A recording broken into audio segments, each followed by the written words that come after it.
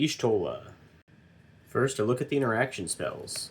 Snuff Out, Lethal Scheme, Void Rend, Vindicate, Imprisoned in the Moon, Anguished Unmaking.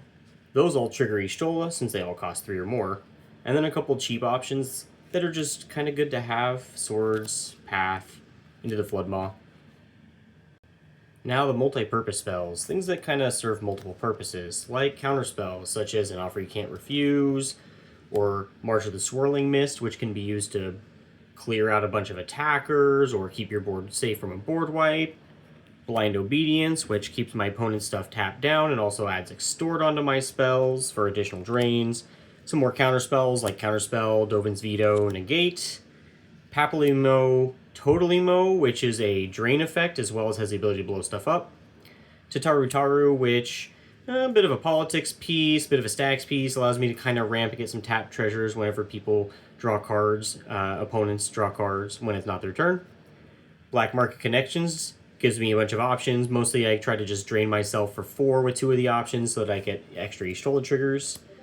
Disallow, Fierce Guardianship, Refute, Sink into Stupor, which has a land on the back, so that's nice. Observe Stasis, Lorien Revealed, which can also go look for a land. And then Fun Misdirection can change the target of a spell with a single target. That can be used to protect Y'shtola or like snag a spell that has a good effect that you want.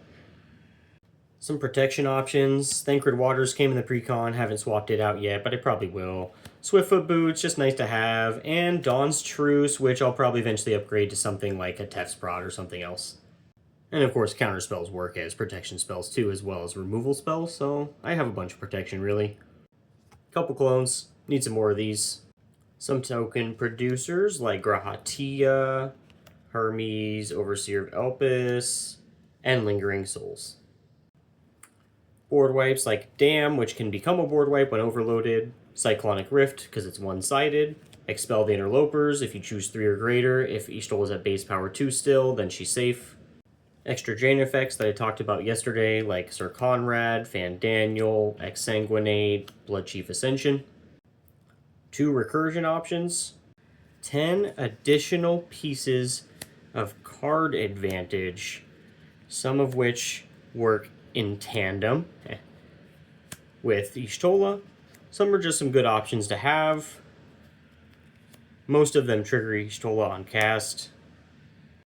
Couple stacks pieces. The rest of this should just be lands and mana rocks. So that's my Y'shtola deck. Let me know what you think.